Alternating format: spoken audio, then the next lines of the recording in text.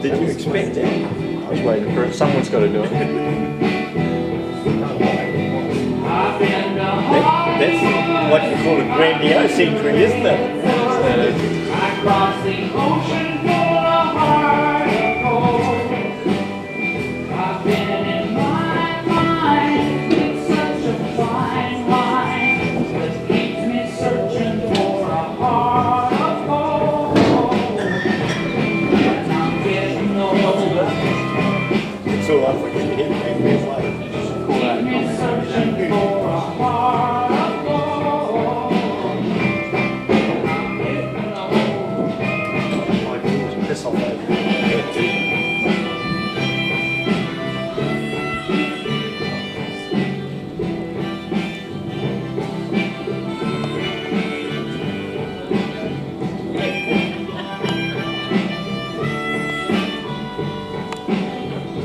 Keep me searching for a heart of gold. You keep me searching and I'm growing old.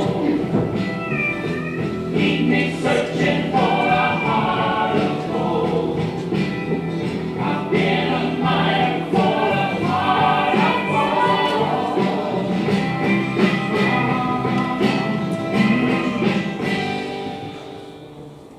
Please get seated.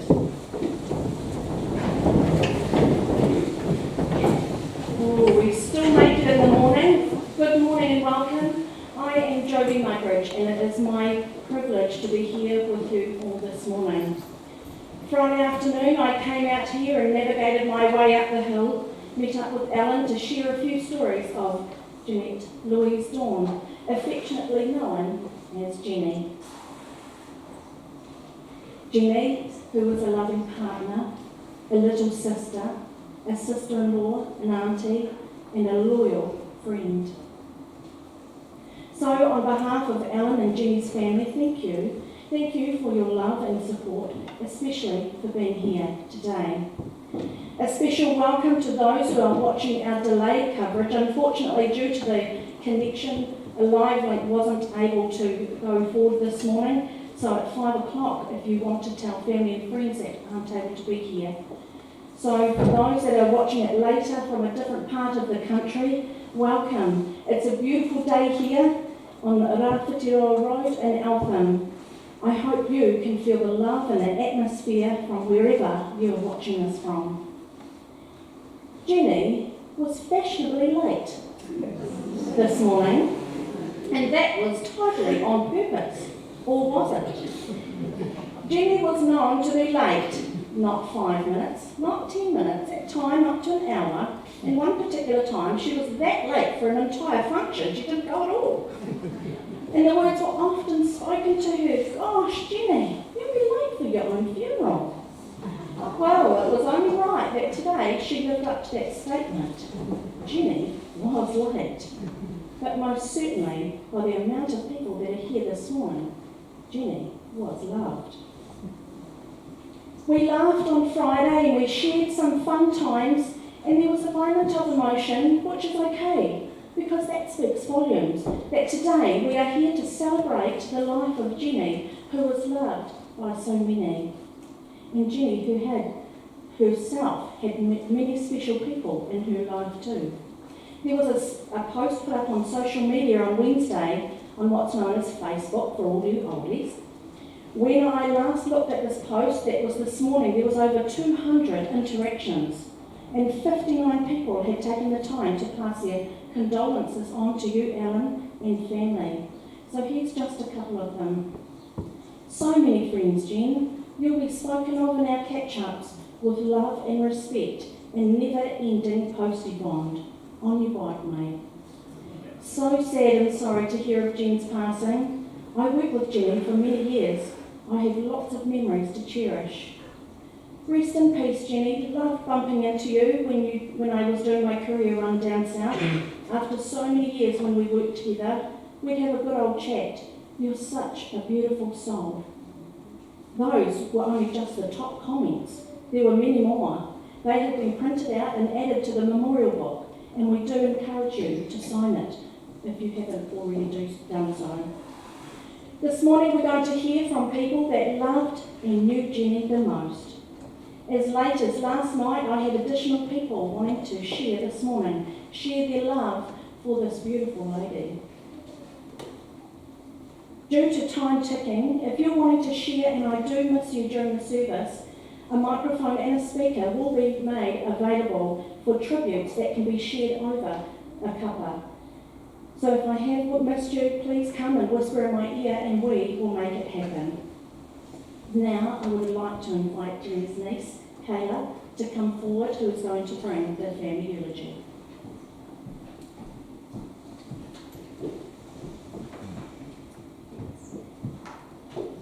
Jeanette, or Jenny as she was commonly known, was born in Palmerston North on the 20th of November 1962. She was the youngest of 5 children of Margaret and Donald Dawn. When Jenny was 2 years old, the family moved to Pihama after the purchase of a dairy farm. Jenny attended the Pihama Primary School until the death of her father when she was 11 years old. Her mother then shifted to Tikarangi with Jenny to be the carer for Mrs. Alexander of the Winthorpe Horster. Here, Jenny learned to ride and care for horses, as well as working in the stables at the weekend and after school. Upon the death of Mrs. Alexander, Jenny and her mum moved to live in New Plymouth, where she attended New Plymouth Girls High School as a boarder. After leaving school and some work experience, Jenny moved to Australia. She really enjoyed the Australian lifestyle, but after an illness, she returned home to New Plymouth. She became a meter maid, and as one who was a stickler for the rules, was more than happy to hand out the tickets. However, one ticket came back to bite her some 25 years later. Jenny gave the motorcyclist a ticket. The cyclist was not impressed and took the charge to court. Unfortunately, he lost the case. The cyclist eventually gained his helicopter licence and just happens to now be Alan's aerial spraying contractor. Of course, Jenny wanted a ride when she found out the chopper was coming to the farm. It was all arranged and she hopped in only to recognise the pilot. Well, he gave her the ride of her life. She was a pale shade of white and all she could think of was that parking ticket many moons ago. In 1987, Jenny went to England. Judith and Colin were living in Rugby and Jenny stayed with them for about 12 months. From England, she travelled to Europe and Africa. She rode a camel into Tunisia and visited the pyramids in Egypt. South Africa was also on the list where she went on a lion safari. On her return to New Zealand, Jenny went back to being a meter maid for a while and then became a postie. She did this job for 26 years. She loved this job as it combined routine and the outdoors. In 1989, Jenny purchased a house on St. Albans Street. This house became her DIY obsession. It was her pride and joy. She stripped all the paint down to the bare boards and then repainted them. Inside, she peeled it all to bits and then employed builders to put it back together again the way she wanted it to be. Jenny and Alan met in 2009 and she moved to the farm in 2011 after the postie job had come to an end. Here, she helped to rear calves and took a special interest in the orphan lambs. They all had names and were followed her everywhere she went. Jenny learned to drive tractors and to do jobs on the farm. She learned how to roll up the hay, but sometimes Alan had trouble following the curvy roads of the baby. In 2019, Jenny was diagnosed with cancer. She found it hard to accept and refused to give in to it. It was her dogged determination and stubbornness that got her through the many tough times. She had a bucket list, but unfortunately, due to COVID and then her failing health, some would be on her reach. Rest in peace, Jenny, we will miss you. Thanks.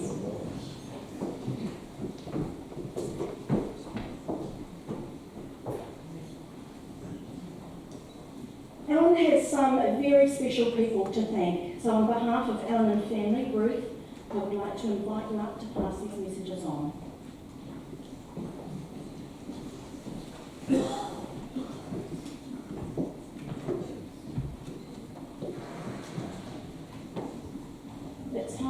understand why people are taken from us, but we find comfort in knowing you were a special part of a well-lived life.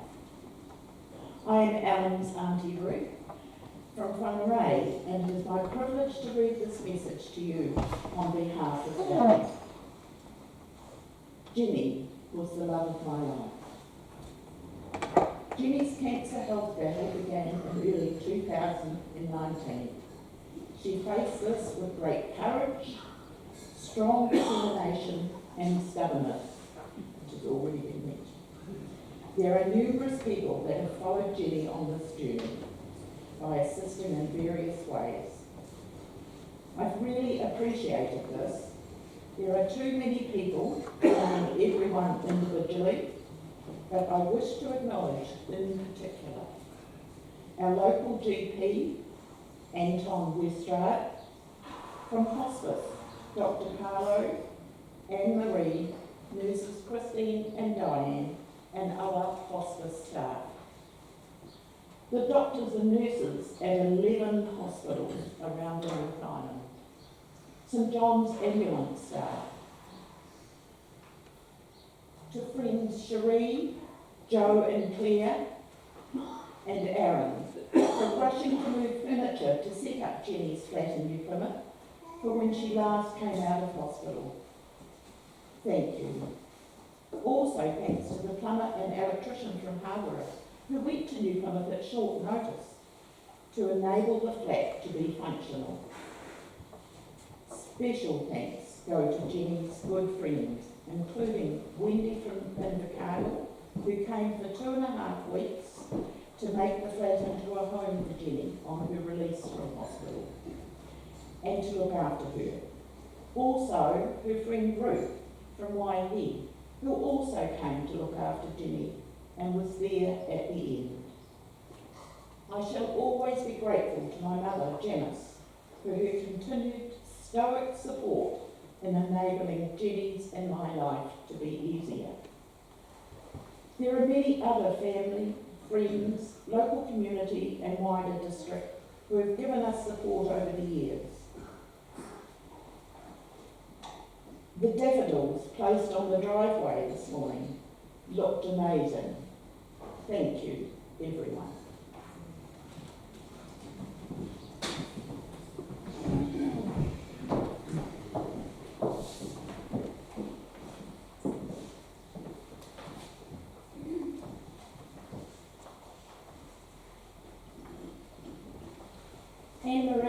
Anne-Marie is now going to come and share, and also at the conclusion, Anne-Marie is going to be taking us through the Lord's Prayer. But for now, Anne-Marie.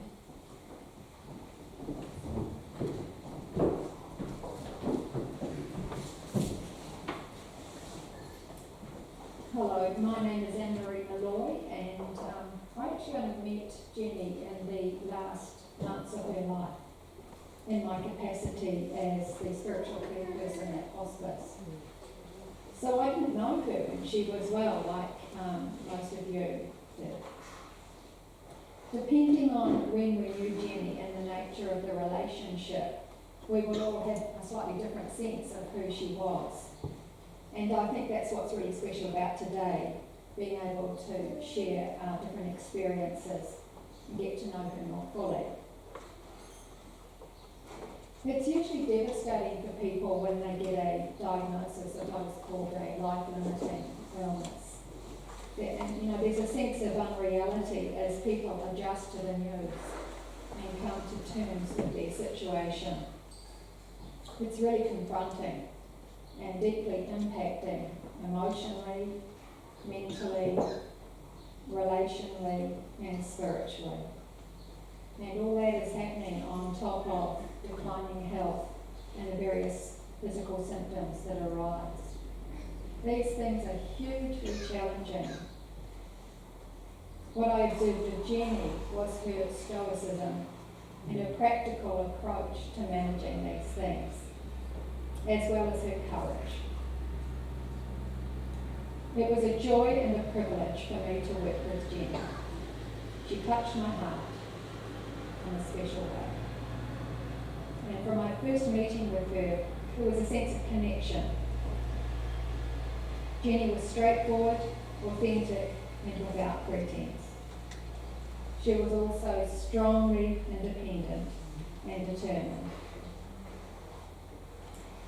She had a strength and a determination that I believe was at least in part born out of adversity. Like all of us, she had been through some stuff in her life. And she hadn't figured it all out, but she was prepared to take a look at herself and be open to learning.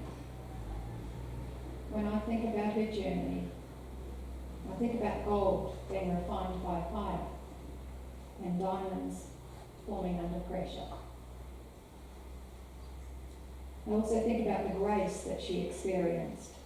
The hymn Amazing Grace, which was written by John Newton, who had been a slave trader but underwent a dramatic spiritual conversion, held a special significance for Jenny in her earlier years. And I believe she was accorded a special measure of grace in the time I knew her. When I would meet with her, she was often dealing with physical discomfort and sometimes a lack of mental clarity. But there were clear windows of opportunity provided where we had some really important and significant conversations. And she had a focus during those occasions that was noticeably different. My perspective is that Jenny went on a significant spiritual journey in the last months of her life and reconnected with the God she had known and reached out to in her youth. She used her time well. And by the end of her life, she had gained a significant measure of peace, and that's what she was seeking. Jenny was human like the rest of us. There were ups and downs, tensions and tears, but she genuinely enjoyed people. And, just this gathering here is a testament to that.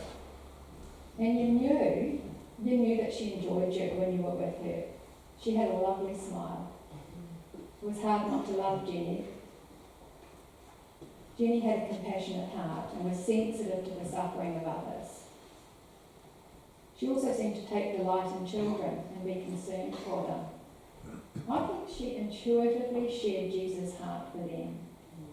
And I believe she would have understood why Jesus didn't want his disciples to send the children away, but instead welcomed them, saying to the crowd present, "Unless you change and become like little children, you will never enter the kingdom of heaven." Jenny was humble in the very best sense of the word. Jenny was a capable woman, from what I observed, and a great organiser, and perhaps she was quite good at organising other people too. She knew what she wanted, and while she would listen to advice from others, in the end she chose her own path and had the confidence to do that.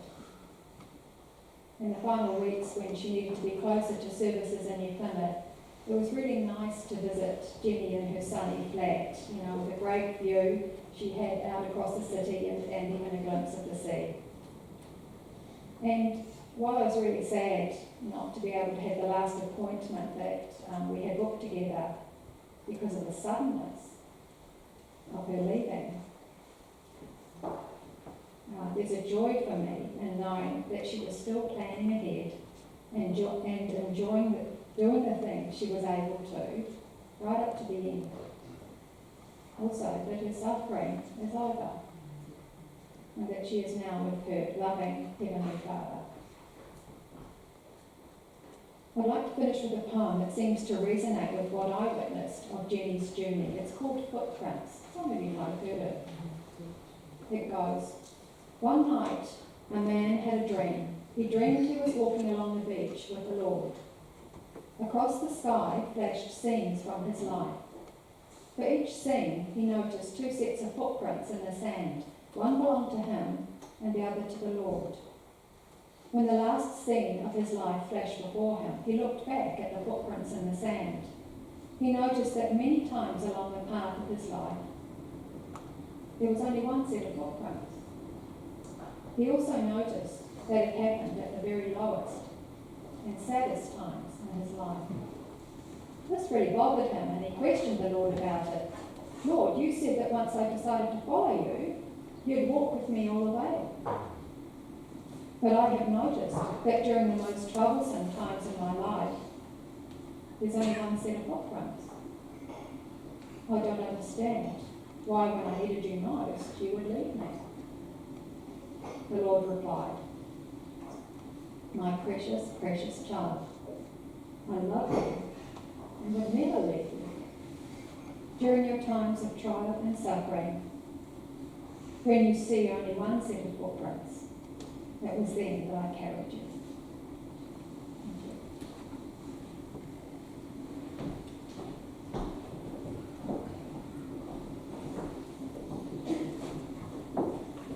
And two sisters, Judith and Carol, going to bring a poem. One sister wasn't wanting to come, but she has to now sing it name.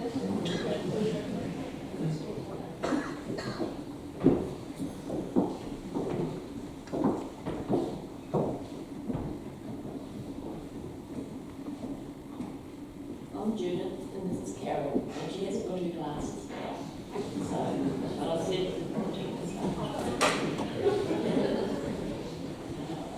this is There Is No Light Without a Dawning by Helen Stein Rice. No winter without a spring, and beyond the dark horizon, our hearts will sing, our hearts will once more sing for those who leave us for a while, have only gone away, out of the restless, here-warmed world into a brighter day. Thank you. It's short and sweet.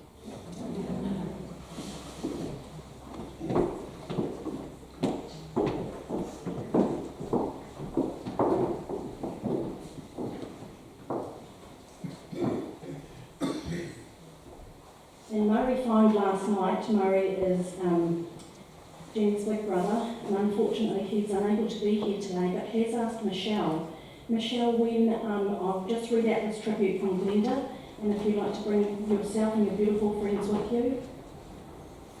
So I've been given this tribute to read on behalf of Glenda, and this is what Glenda has to say.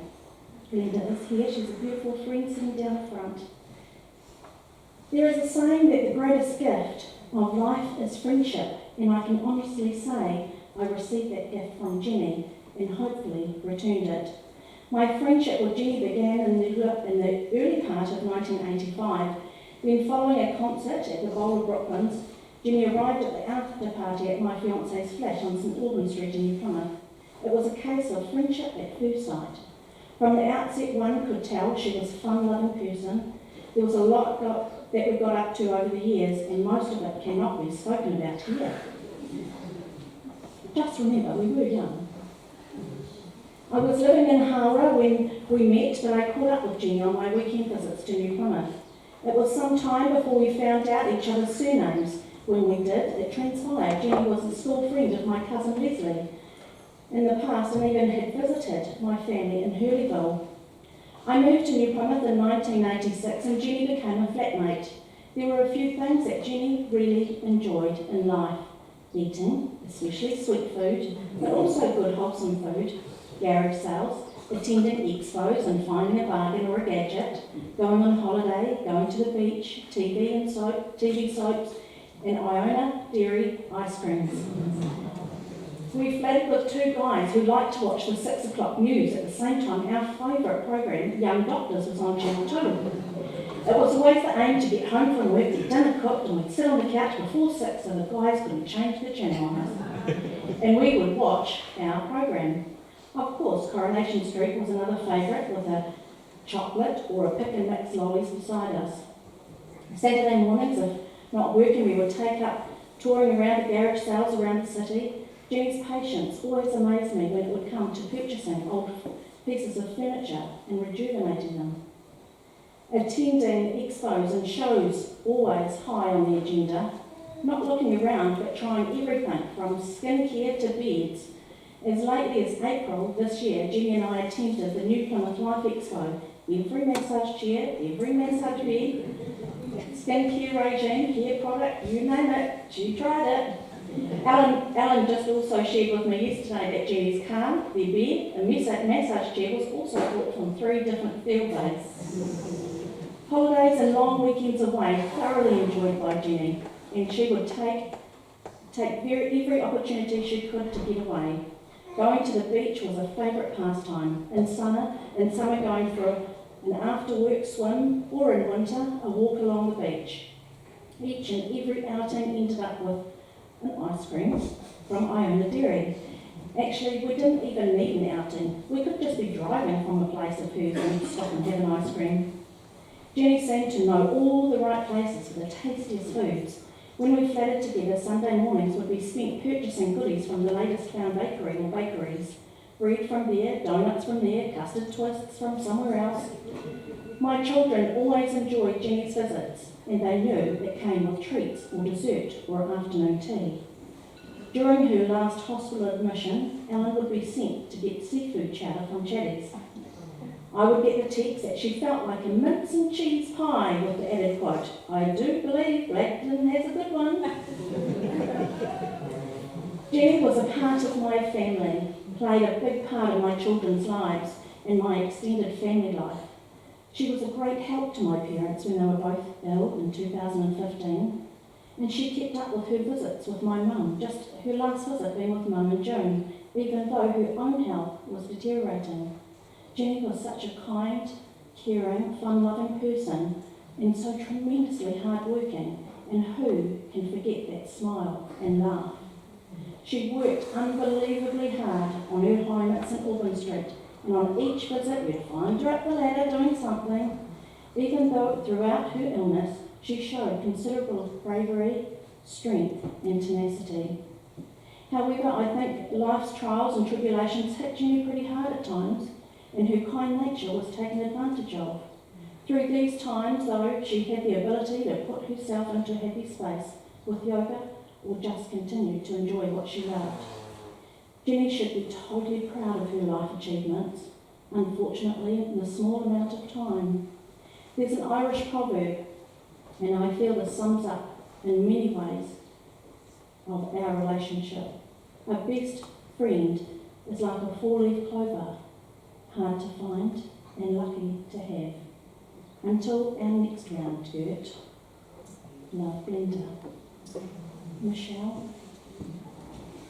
Carolyn, Lee, Lisa.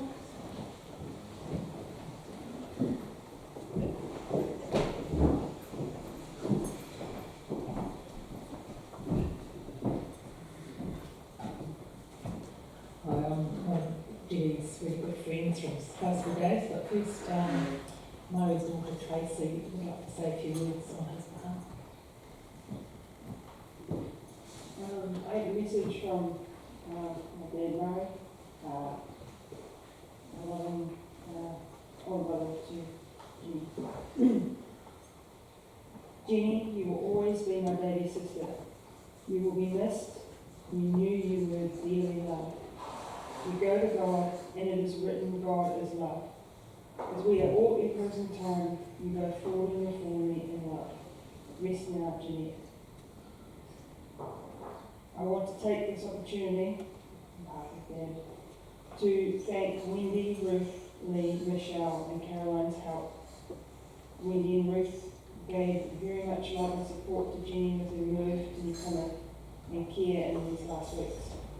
Thank you very much, and thank you very much to you and all as very long time friends, and I look forward to keeping in touch.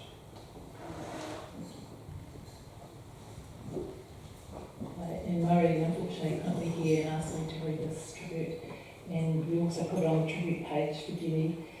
You see, Jeanette was born 1962 in Palmerston North.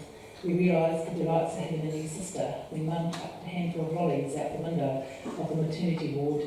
For us kids, as we went out in the hospital, and the argument was settled, the girls won, we had a new sister.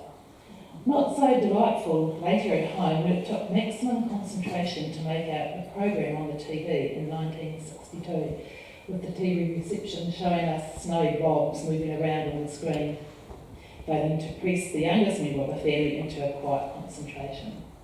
Jenny was our Goldilocks, with her lovely golden curly hair, Jenny started school in Pihana. Family life meant not many holidays away, but lots of awesome family visits. When father passed away, Jenny moved and schooled at Tikorangi at age 11 and lived on a horse stud with mum. Later, Jenny went to New Plymouth Girls High. After moving into New Plymouth, this is where she met several lovely lifelong friends.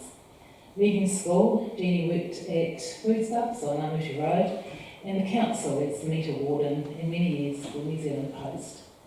In between all that, Jenny spent a year in Australia with a friend and travelled to England to visit Sister Jude and Colin. Europe and North Africa were also included in her big OE.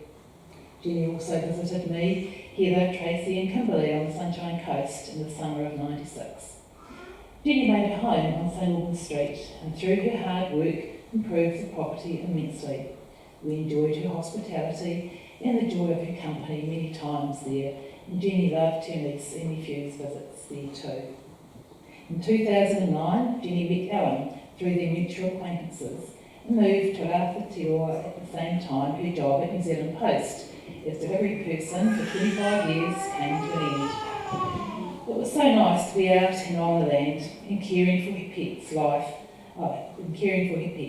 Life is always busy on the land, spraying weeds to caring for stock and keeping house, and also bring her considerable organisational refurbishing skills to bear with the painting around the home more latterly prior to her move back to Plymouth. It was nearly 10 years later when Jenny learned of the serious type of cancer she had contracted. It was a shock to us, as it is not a common family illness. We all swung in to support her very hard-fought battle. She put up against this nasty disorder with Alan's care and support. With all the love and help from family, friends and medical that Jenny could muster, her life stopped on the 10th of August 2021 in the arms of a very loving friend. I know Jenny was appreciated with all the love and shared enjoyment and literally the care she has received. Jenny would want to extend her love and thanks at this time to all who helped her. Jenny, you are missed. And I also wrote a tribute on the page myself. I don't know if you've read it. I just said, my dear friend, 46 years ago we met at New Plymouth Girls High School. You were always full of fun and energy. You could talk till the cows came home. Many a time our answer machine tape nearly ran out, full up with your message. It was more like a novel, and also your texts were like that as well.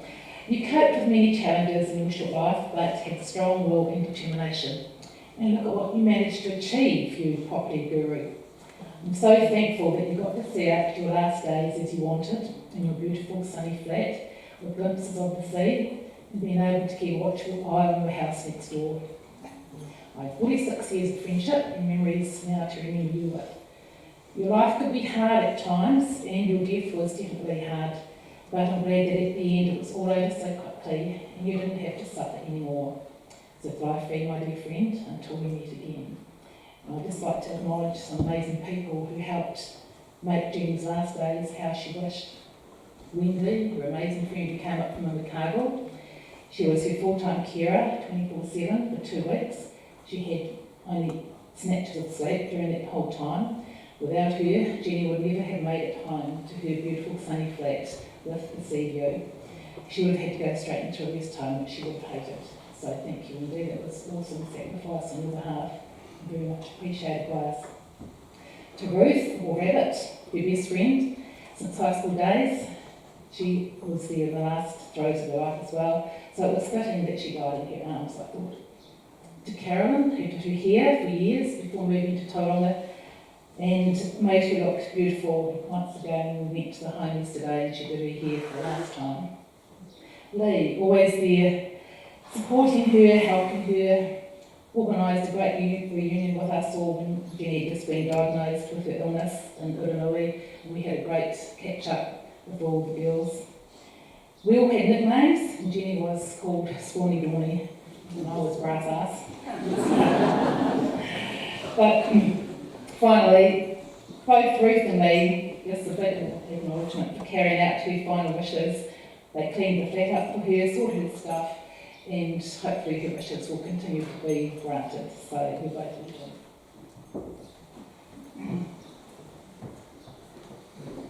I've got a message from Ruth because she can't be here. So a true friendship is one where you feel safe to share your deepest thoughts and feelings, knowing that you won't be judged. A friend will listen with understanding, compassion and empathy, and together you learn to grow, and friends share stories, good times and bad experiences, lessons and memories. This is a friendship Jenny and I had. We met at New Plymouth Girls High School, both boarders in Buchanan dorm. Neither of us took life very seriously back then, and schoolwork wasn't high on our list of priorities, as we joked around and generally had a great time. From time to time we'd get pissed off with each other, but as any close friendship, we'd soon get over it and carry on as usual. Jenny was well known for her love of lollies, always had a big bag stash somewhere, which sometimes she would share and other times she wouldn't.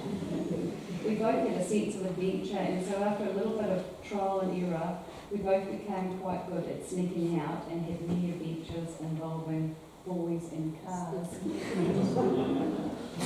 On the rare occasions that we got caught, for some unknown reason, Jenny would get the blame for leading me astray. This really annoyed her, as usually it was the other way around, as I would instigate the mischief making. When we left school, we headed in different directions. Despite this, we always kept in touch, regularly having phone conversations that lasted 2 or 3 hours. We would also try and get together from time to time, especially once she had bought her house in St Albans Street. She was fiercely independent and took great pride in her house and spent most of her spare time stripping paint, sanding, varnishing and repainting inside and out. Her dedication to this very hard and monotonous task always astounded me, but slowly and surely the house was transformed. One year we decided to spend a few days driving around and exploring the Coromandel. We'd done a bit of planning and research and decided that we would freedom camp so we could explore at our leisure, stop whenever it took our fancy and of course save money. One afternoon we stopped at the Poorangi winery to do a bit of wine tasting, and after chatting to the guy behind the bar about our holiday, he offered us a spot to pitch our tent on his place just down the road. This seemed like a really great idea at the time, so we pitched the tent and made ourselves at home. Night fell and we settled into our sleeping bags, chatting quietly and deciding where we would go tomorrow, when we began to hear the occasional strange rustling noise. I'm not sure why, but our imaginations went crazy, and suddenly we felt really vulnerable and terrified in our very thin tent. We couldn't figure out what the noises were and exactly where they were coming from, but they seemed to get closer and then move away. Needless to say, neither of us slept that night, and we were packed up and gone as soon as it was light. After that, we stayed in campgrounds and vowed never to return to the Coromandel again. We did 20 years ago, but this time Jenny had booked a post office house in Whitianga, and we had an amazing holiday. In fact, I loved it so much that I moved there a couple of months later, and Ruth still lives there. When Jenny bought her new car, her final road trip was to the Coromandel, giving us an opportunity to spend a few very precious days together, reminiscing. When Jenny was diagnosed with cancer, we organised to spend a week together in Turangi. Thankfully, the weather was lovely, and we were able to spend time walking beside the river, constantly talking as we tried to analyse our lives, and she tried to understand and make sense of everything that was going on. She was determined to fight the cancer and had the courage and open-mindedness to try different things, even if others didn't approve. At times, Jenny was really stubborn and would hate being told what to do, even if she knew you only had your best interests at heart, making it harder and frustrating for those trying to help. Luckily, she was honest enough to be able to acknowledge that and would take your advice on board. Jenny loved getting out and about, going places and visiting friends that she kept in touch with over the years. Even when she hated how she felt and looked, nothing was comfortable or would fit, and getting around was exhausting and painful. She was determined to go. I'm so grateful for the years of friendship and all the memories we made together. I'm proud to call you my friend, and I'm going to miss our effective discussions as we tried to make sense of our lives. Thank you for all you've taught me and for being a sympathetic ear when I needed it. Life friend, my friend. Love, Ruth.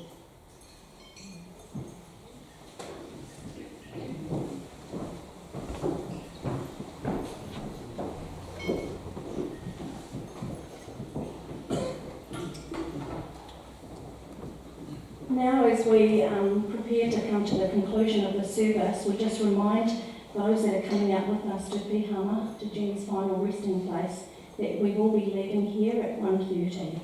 I've been told that you're a beautiful bunch of community people out here at Rāwhatiroa. So if you're able-bodied, we'd love for your help to stack up your seat before your cuppa. But now we're going to sit back and listen to some of Jenny's favourite tunes with some beautiful photos. Knowing Jenny was a sweet tooth and enjoy a lolly or 10, I thought it was only appropriate that we have lollies while we sit back and watch her life in photos.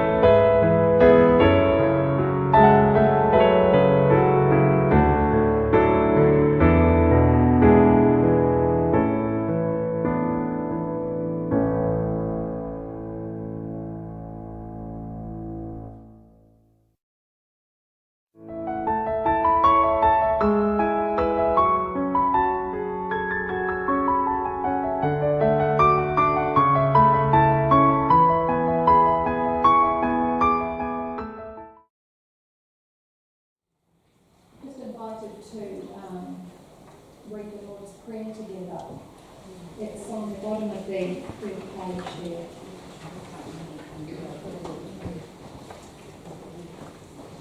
Our Father, which art in heaven, hallowed be thy name. Thy kingdom come, thy will be done, on earth as it is in heaven. Give us this day our daily bread, and forgive us our trespasses, as we forgive those who trespass against us. And lead us not into temptation, but deliver us from evil. For thine is the kingdom, the power, and the glory, forever and ever.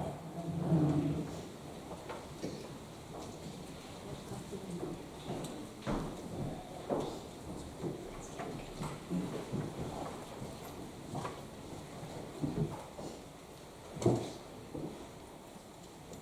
Now for the benediction. For 26 years she posted the mail and rode a many mile, for she was known to give a friendly wave and also known for her beautiful smile. The hills she rode in a working day didn't deter her at all. A good day had was a day she managed to keep on track without a fall. Peddling away with her pouches filled right up to the top, you were fortunate to be on her mail run for anyone she had time to stop. An old house down back in 89 that required a lot of her time, getting stuck in, being persistent, and getting it to its brine. She was fussy, meticulous and stubborn, with some words used too. And by golly, if she had an idea it was happening, and she'd tell you. Her love for the outdoors, especially her lambs that followed her around the farm, enjoying their nature, spending time, keeping them safe from harm. Jenny, you battled long and hard, and you did your very best. Where now you've earned your place above, it is now time to rest. Park up your bike, lock away your lambs, put your renovation skills to the side. You packed so much in to your 58 years of life. Now sleep, you must be tired. We must remember our special times, and we owe it to Jenny to live happy and long. For now, it's time to listen to You Raise Me Up, her final farewell song.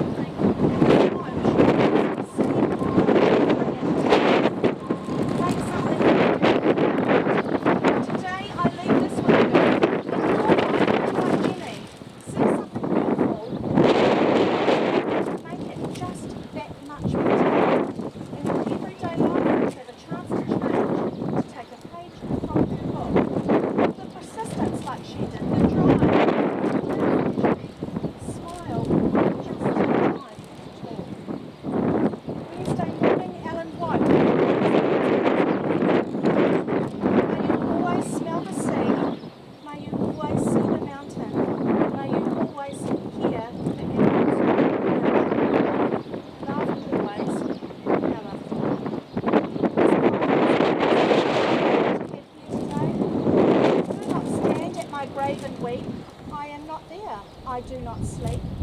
I am 1,000 winds that blow. I am softly falling snow. I am the gentle showers of rain on the fields of ripening grain. I am in the morning hush. I am in the graceful hush of beautiful birds circling in flight. I am the sun, the starshine of the night. I am the flowers that bloom. I am the birds. I am the birds. I am each and every thing.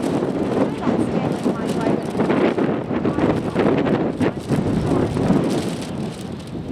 Today we are thankful for the life of Jenny and say goodbye with body to burial.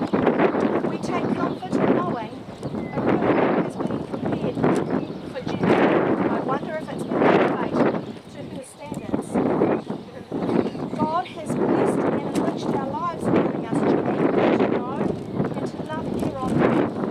Though our time together was not nearly enough, in committing her body to the earth, we give over to God the care of her spirit and we acknowledge her God's house, where Jesus has prepared a room for us. The Lord bless her and keep her.